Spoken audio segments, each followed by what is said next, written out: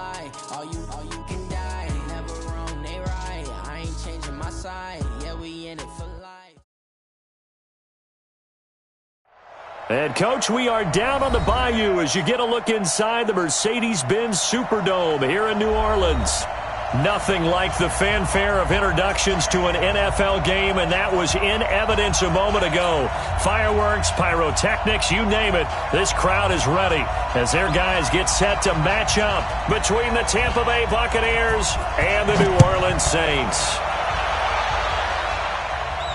And no return on this one as the fair catch is signaled for and taken.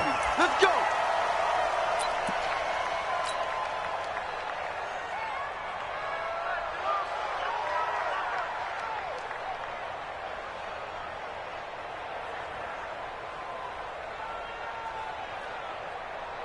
Ready. Can Lobo. Oh, yeah, I'm coming. Oh, yeah, I'm coming. Jumping. Now a handoff here to his running back. And he's going to be dropped following a pickup of 7 past the 30 to the 32. A nice run here early on. It doesn't take a great play caller to realize you want to establish a guy of his caliber with runs like this early because they'll pay dividends as the game progresses. They'll operate from the 32-yard line here, 2nd and 3. And to give this time to the tailback. And he's going to be met at the line of scrimmage and taken down. He shows you right there, he can do more than just cover in the secondary from that free safety position. Yeah, the evolution of the position has really been significant, hasn't it? Because a lot of teams no longer have a free safety, strong safety designation. They just have safeties. So wherever the ball is, one can be close to the line of scrimmage, one can be deep, and vice versa. On that play, how about that tackle we just saw? Pretty nice. And he is brought down, but not before reaching the 30. Call that a gain of 38. A big march forward on the third down conversion. So the big play has him all the way down to the 30 now for 1st and 10. And he'll give it here to his running back. And inside the 20 before he's brought down. It's a gain of 11, and the Bucs have a first down. Quite the opening drive march they're on right now. It looks a lot like what we saw in practice prior to the game, doesn't it? You know, because on that last big practice beforehand, you go through your offensive script. You go through your play call, and you go through all the stuff and establish things. And it looks like it's going like clockwork right now for them. And he is met quickly in the backfield. Down he goes, folded like a lawn chair. Nice play right there to stop him behind the line, but I want to see how this defense continues to play him here in the first half. Yeah, we know, you know better than I, he has the ability to take over a game, so what do you do? Yeah, I think you have to make sure that you bottle him in at varying levels, because if you crowd everyone to the line of scrimmage, if he breaks through, there's nothing but room to run. 4 yards on the pickup there, and now they're left with a 3rd and 8. That's a really good job right there. Just kept stringing that play out, pushing him further and further towards the sideline. Really good fundamentals by that defense. He was trying to put his foot in the ground and turn upfield. He just couldn't. No, they really had a picket fence in front of him. No room to find to get upfield.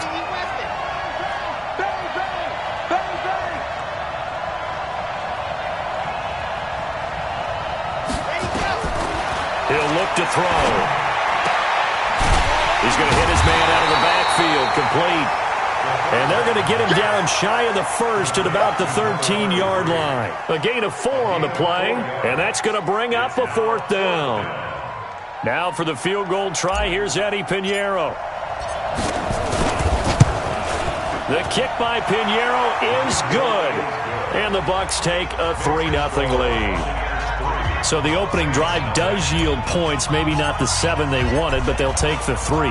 Accumulating first downs does not go up on the scoreboard, but it does go into the DNA of a team that's trying to establish itself to start a game.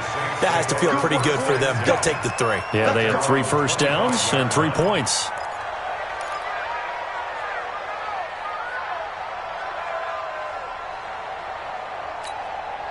Ready, set. Go. Let him know. Let him know. At 58 is the mic. Go 58 is the mic. They'll come out throwing here on first down. Finding a safety valve here. That's complete. And he's going to be dropped following a pickup of 7 past the 30 to the 32. It's a gain of 7, and it'll make it a 2nd down. 70, Indy. Record. Cut. 40's the mark. What's the run? They'll run it now out of the gun. And this won't be enough to pick up the first. A gain of 2, 3rd and 1. And this is why aggressive defensive coordinators love to blitz. It wreaks havoc because they end up taking their attention to the blitzers, freed up the D lineman to make the play. 22-jet bomber. 22-jet bomber. Shoot. He'll look to throw. Oh, he almost picked it. Nearly a turnover there on their opening drive. That's a throw he'd like to have back. Now 4th down.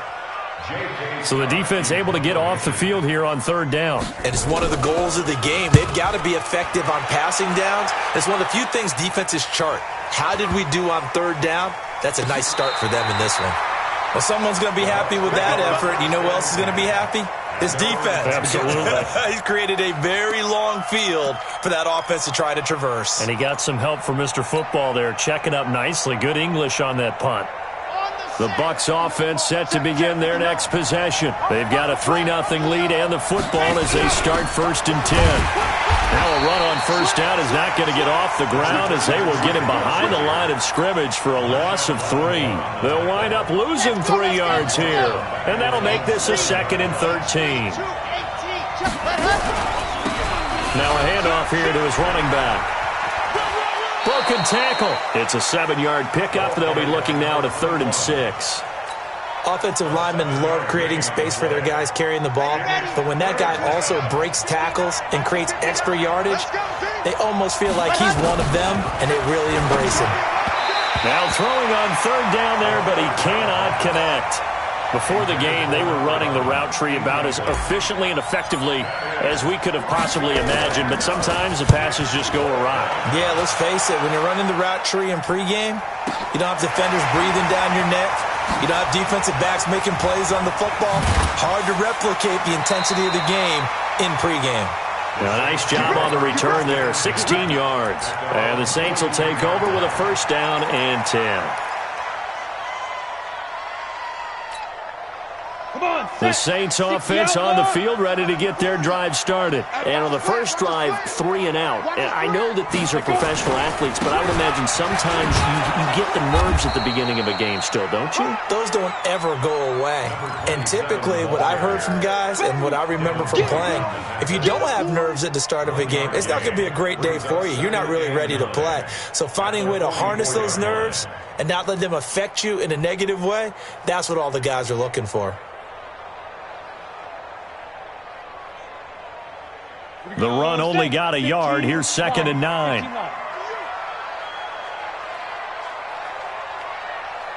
What? Mike's 40.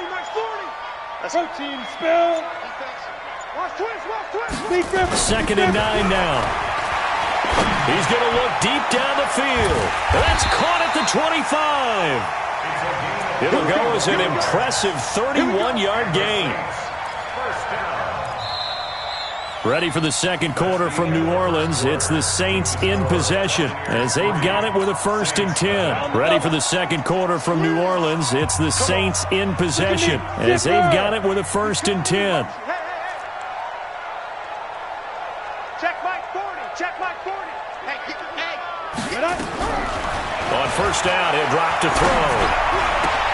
And that's going to be incomplete. Too tough to hold on to that one. It's 2nd down. You get a tight end like this, and you know he's used to dishing out punishment, but here, he's one that has to absorb the contact, and as a result, unable to hold on to the football. An incomplete pass leads to 2nd and 10 from the 25. Watch twist. Sponge. Fair. Big Ed. Watch that. He's coming. We got double up. 61, matchbox lights. Mike 40. You did it. 2nd and 10.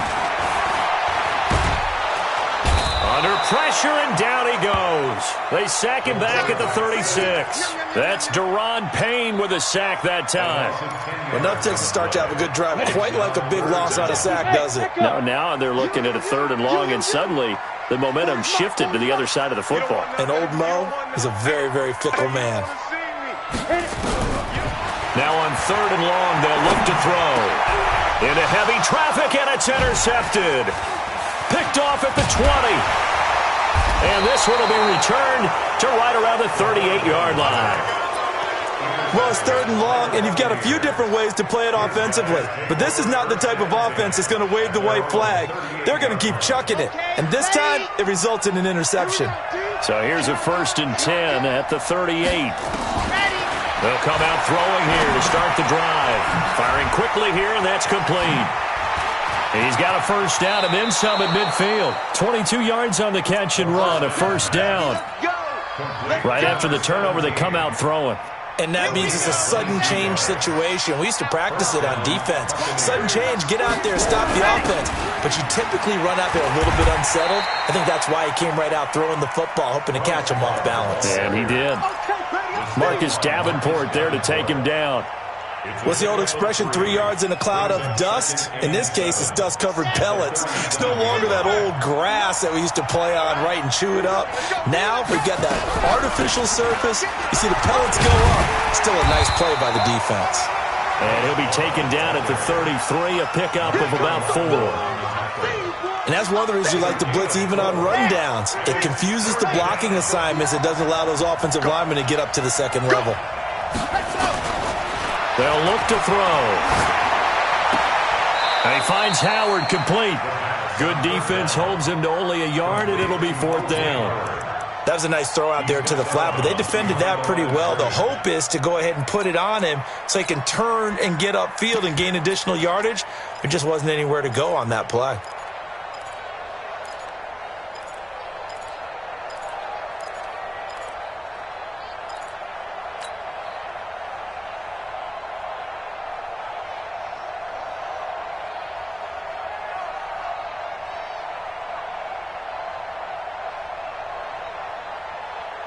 So they'll pass on what would have been a 49-yard field goal attempt, and they're going for it on 4th down. Here we go on 4th down. And he's got the first as they'll bring him down at the 28-yard line. Just a gain of 3, but they'll certainly take it as they convert on 4th down.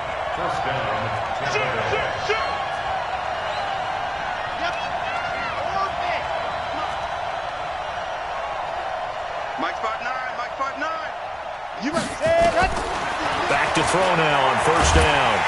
And he's going to be taken down back around the 35-yard line. Now the Bucs going to use the first of their timeouts. They'll have 2 remaining as we step aside here in this 2nd quarter.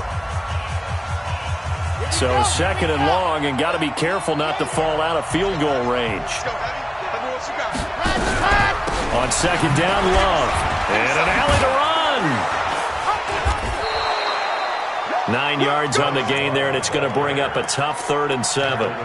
This drive is turning into an extended one, and the guy carrying the ball, he's becoming more like a body blows guy. Every carry is putting some damage on the defense. So after a while, I'm not too sure how many guys are going to want to run up and tackle him. Eluding the pressure right. And he can't find a receiver, and he's brought down. They just gave up a sack there, and if I'm not mistaken, they gave up 4 last week, didn't they? Yes. And just looking really porous, aren't they? They really are, and I'm wondering if they're going to have to start thinking about keeping the tight end in, maybe a back, someone to help assist, because right now, their quarterback's been getting hit a lot in the last couple of games. No problems in the field goal department so far. He's 2 for 2. Pretty reliable here in this game, isn't he? And to me, that bodes well for them. If they need him late in the game, his confidence should be sky high.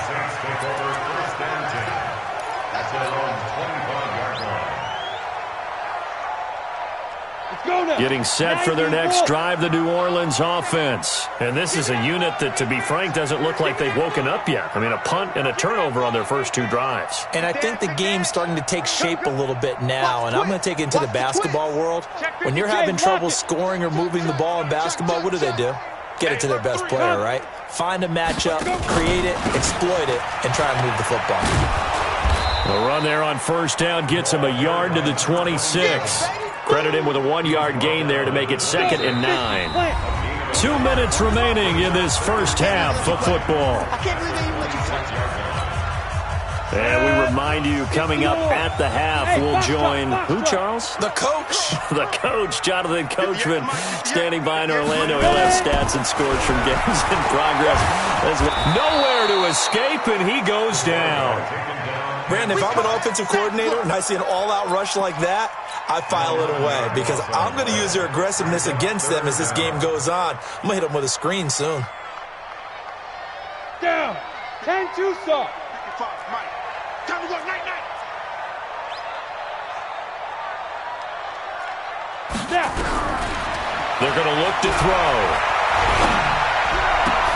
And that will be incomplete.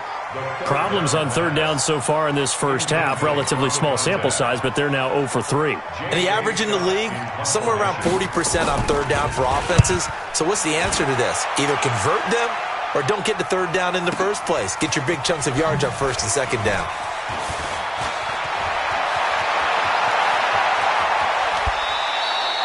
A tremendous return there, 39 yards. And the Buccaneer offense will be set up well as they take over. Ball up to the 35 now as they come up on 1st and 10. Let's go, D. Gonna give this time to the tailback. Just a yard on the first down carry, so it's 2nd and 9. The Bucs going to go ahead and use the second of their timeouts as they'll talk things over prior to this upcoming 2nd down play. Here's 2nd and 9, just a yard on that last run. Check.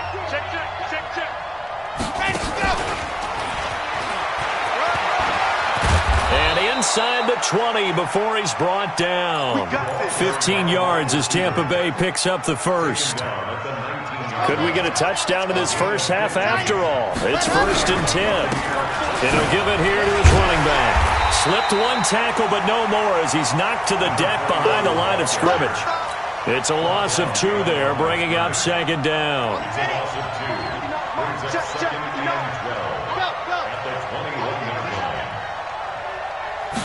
Here we go on 2nd and 12. Flushed out right. He's going to take a shot for the end zone. And that is incomplete. Down to 15 seconds now. So a challenge coming down from the booth, and that's where these challenges come from, of course, in the final 2 minutes of the half. Yeah, now we're going to New York, right? That's command central for the officials. They'll talk, they'll take a look at it, communicate with the referee at the game site, and issue a final decision because they do have the final call now. A third field goal of the first half, not what they're looking for as they come up on 3rd down. Back to throw here. Steps away to his left. He can run for it, and he will. That one a broken play, but it ends up being a good play. The scramble goes for 20.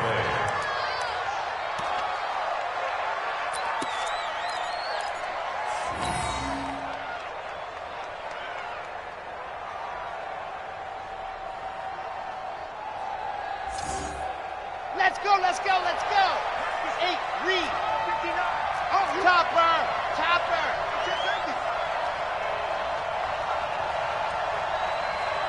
Say.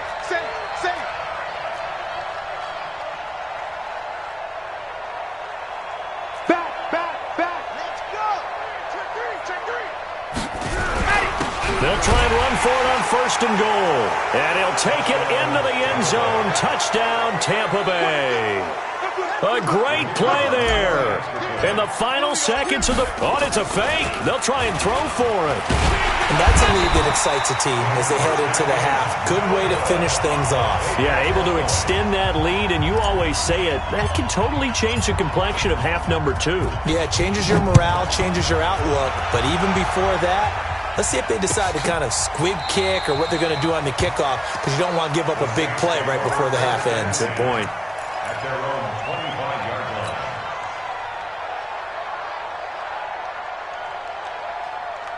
The Saints offense on the field, ready to get their drive started. Time here for likely one play, then off to the locker room, and they're going to have some adjustments to make. They certainly will, and I think a lot of people are thinking to themselves, all right, take the knee, get out of here, regroup.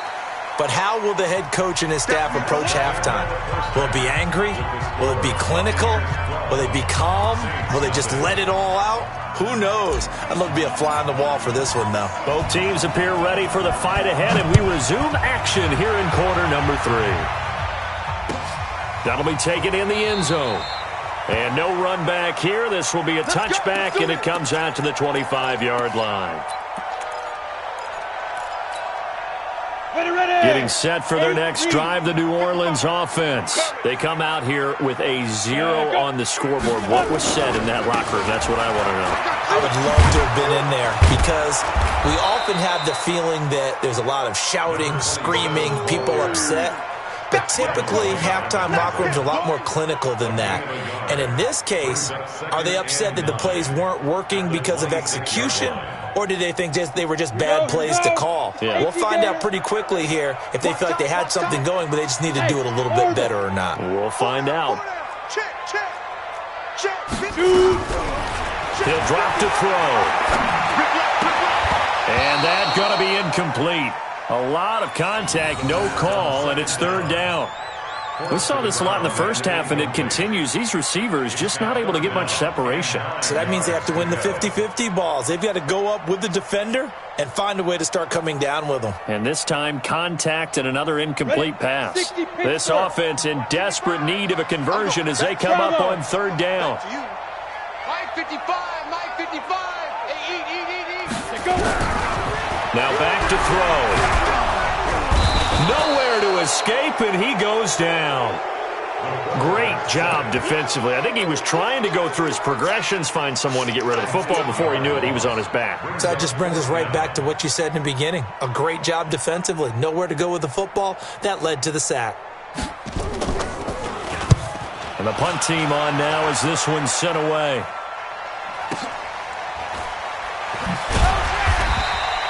A big kick there. We'll call it 56 yards on the punt. And the Bucs will get ready to go on offense.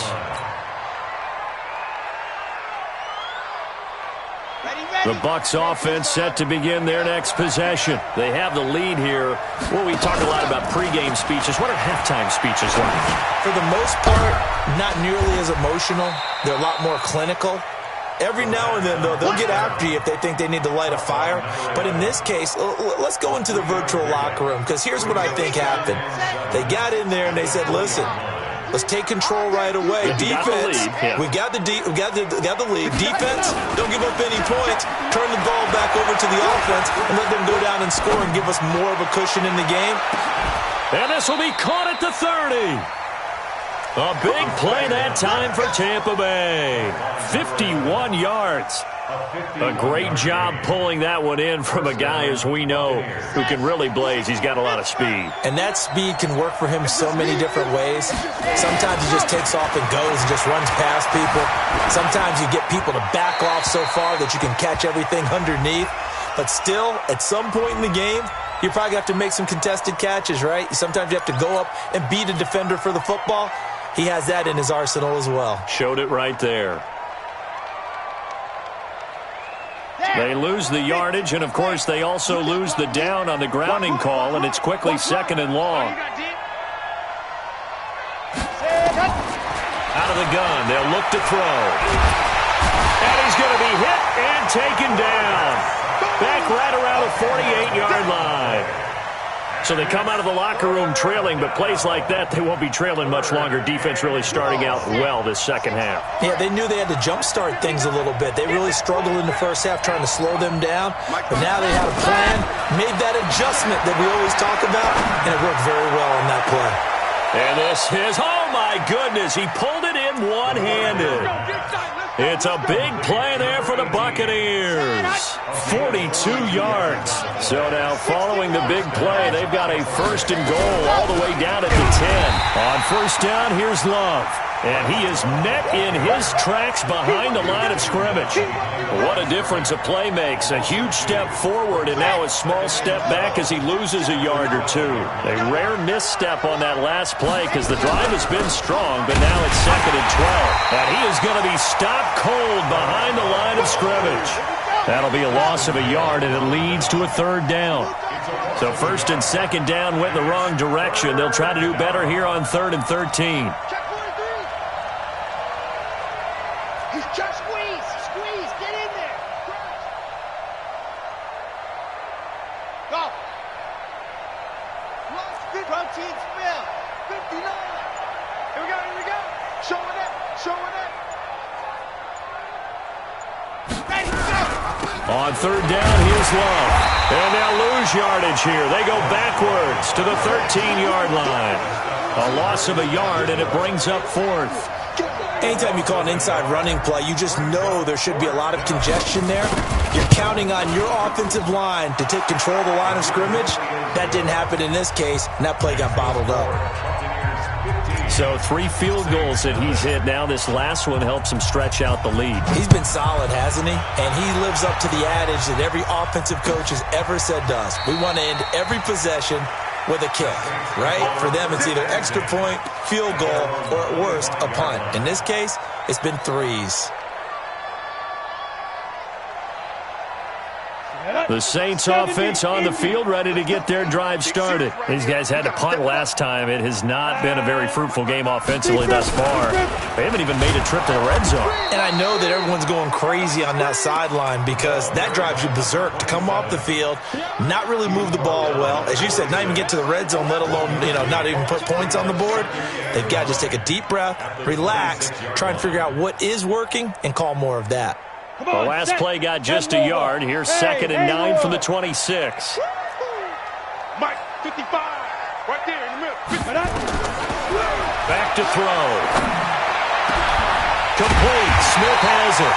And he'll be taken down, but not before they work it across midfield. That one good for 26 and a first down. Still in search of their first touchdown of the game, but they're on the move. 1st and 10. Let's go, D. Tighten up. They'll run it now out of the gun.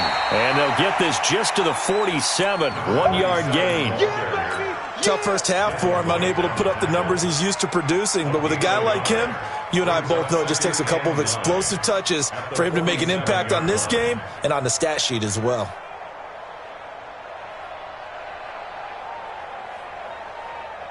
Here we go. 15, Lonnie. 15, Lonnie.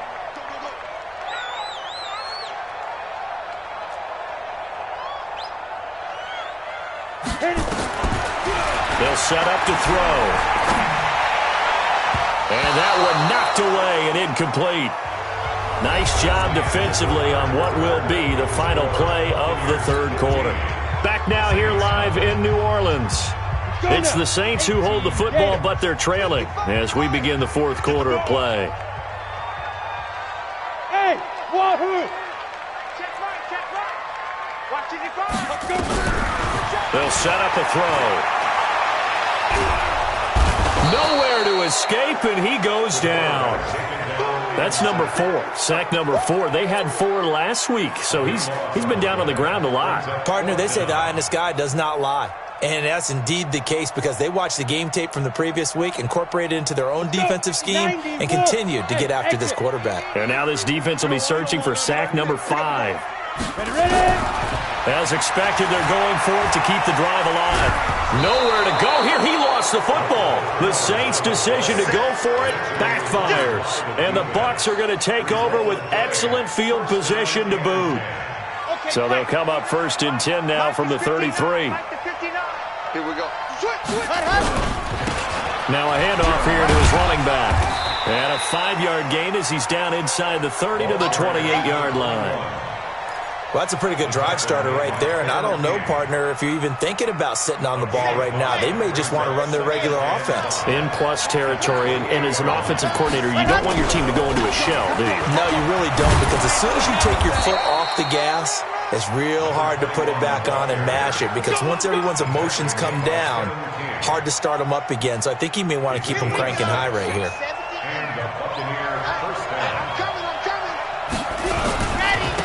Gonna give this time to the tailback.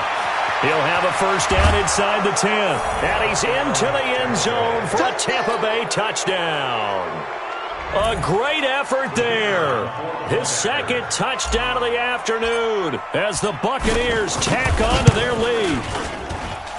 Extra point splits the uprights, and the decision to just kick the extra point winds up successful. Now after the touchdown, here's Pinheiro to kick it off. That's fielded in the end zone. And they'll put up the stop sign there as his guys will get it at the 25.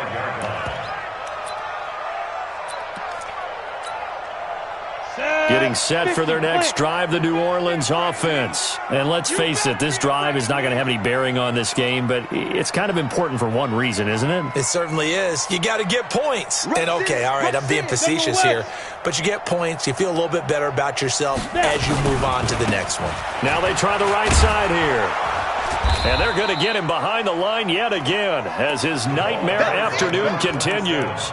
Give him a couple on the carry there, 2nd and 8. He has just been completely taken out of this game. We're in the fourth quarter. He's single digits in the rushing department. And I know we look at him because the numbers do go to his production, but how about the guys blocking for him? They don't just have his number as a ball carrier. They've got the number of the offensive line and the other guys because they're getting to him before he can get started. Now, meanwhile, here's a second down throw that's knocked away and incomplete. Brings up 3rd down and 8 yards to go.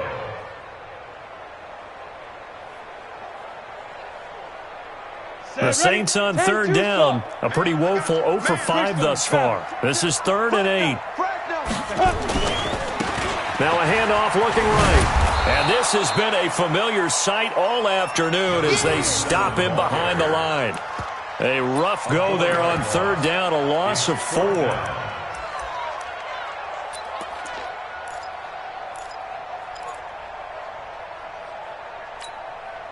Here's J.K. Scott now. He's been one of their few bright spots so far.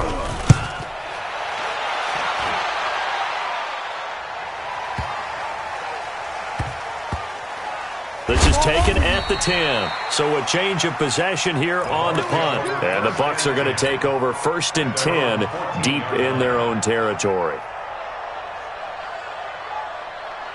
The Bucs offense set to begin their next possession. With this lead and the football, things obviously looking good, but maybe, you've taught me this before, maybe this is where the defense is hoping that the offense helps them preserve that shutout that they've got going. And it has to be in the minds of the offense that they know how rare it is to get a shutout. So take care of them, protect them, take care of the ball, move it downfield, run the clock down. You don't want your defense to have to go on the field again the rest of the game. Reward them. There's a throw over the middle. It's taken in by his tight end. And he's taken down, but not before he gets this across the 25-yard line. 14 yards there and a Buccaneer 1st down. This quarterback now 5 straight completions here in this second half. 1st and 10. Nowhere to escape, and he goes down. After the sack, it's 2nd and 19, and the road gets a bit tougher from here. They'll look to throw here. And this one incomplete. Too much contact to hold on to that one, and it's 3rd down. The Bucs on 3rd down. They've converted 3 times in 8 chances. This will be 3rd and 19. They'll drop to throw. Now the pressure comes, and he goes down. Just inside the 10, back at the 9. Good job. The amount of sacks that they've absorbed in this game is absolutely extraordinary. Let's just face it. This offensive line, flat out, cannot handle this pass rush. It's been demonstrated time and time again. And certainly not the greatest of kicks there. This one will be down inside their own 40-yard line. The Saints take over 1st and 10 at the Buccaneers' 38-yard line. So here's a 1st and 10 at the 38. Watch the slant. Off the play fake, he'll look to throw. And he's going to find his man out of the backfield. That's complete. And we are inside of 2 minutes left in this lopsided affair. So it's Saints football as we get you reset. And let's see what they've come up with offensively after having time to talk it over.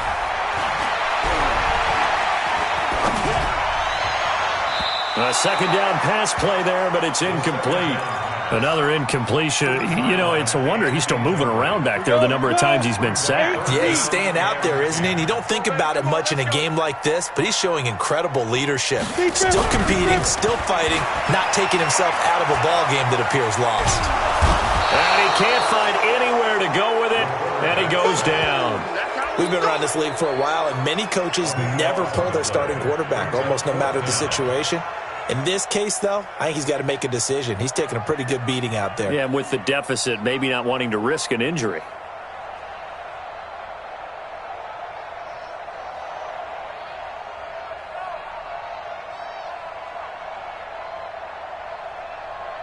And they're indeed going to go for it here on fourth down. So trailing here in the last quarter. Let's see how this plays out. Looking to throw. He's got Smith here. And he'll go down, but not before getting this inside the 30. No reason not to try it there, and they do indeed convert on fourth. They'll look to throw now on first down. Now they go screen. It's complete. And inside the 20 before he's brought down. The Saints first down there on a gain of 11. Finally, a first red zone opportunity for these guys. They've got a 1st and 10 at the 17. He'll look to throw.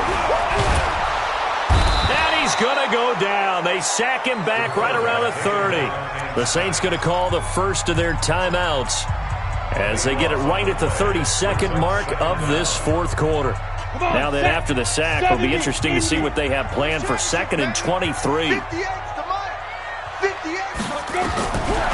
He'll look to throw. Now a desperation throw deep. And he's got him. It's caught in the end zone. Touchdown, New Orleans. As his guys are in for 6. And the Saints get a bit closer. And yeah, that touchdown counts for their team. But I think it counts more for the fantasy guys, doesn't it? Yeah, it's just something maybe positive to look at on film. But this one's over, let's be honest. Yeah, I agree with you totally on that one. The kickoff unit is out on the field, and they will send this one away. That's fielded in the end zone. And the decision to bring it out is going to cost him about 7 yards all told as he's taken down back shy of the 20.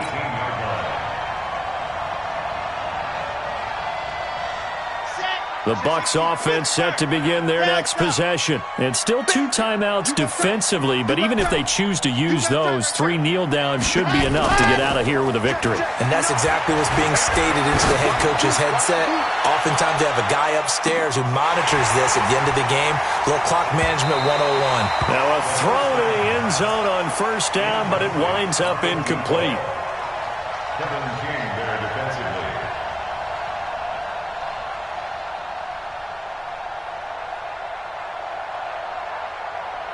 So now 2nd and 10 after the incompletion on first down.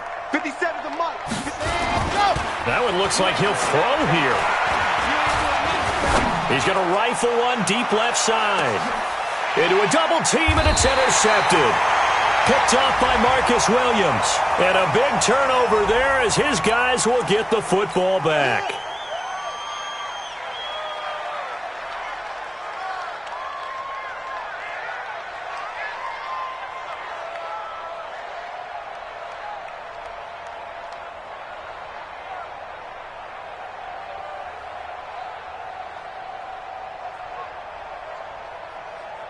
Here we go. 60 outlaw. Hey, seam 6. Seam 6. You're not ready. Mike 40, Mike 40. Hey, watch that. Hey, watch the ball. Mike 40, Mike 40. Hey, let's get in them holes. Snap. One final shot. They'll look to throw.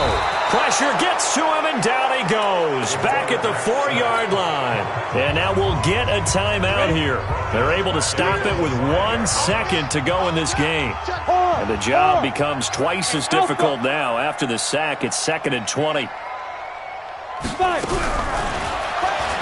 going to let it fly. And this is intercepted. And that should do it. Picked off at the 45. All day. All day. So time has run out on what will be a Tampa Bay victory. And I think the game balls need to be distributed on the defensive side of the football, and I bet that you would agree. Yeah, if you hold a team under 10 points, that's a job well done. Really well done. So I would say game balls for every starter and every key player who participated in this game. Now, see, I only like one game ball. You're handing out multiple, although I set you up by saying game balls, plural. But I like where we're going with this, though. You say one to represent, like the best player of all of that. And I say multiples so that you keep everyone motivated and involved. You're a man of the people. I'm a man of the people. I thought I was the only child. You get a game ball, and you get a game ball. Game balls for everybody. So for Tampa Bay, they're on a nice early roll as they move to 3-1 with a win here. And they will head back home next week. Meanwhile, for the Saints, they'll fall back to 500 at 2-2. And they'll be on the road next week as they get a date with the Seahawks in Seattle.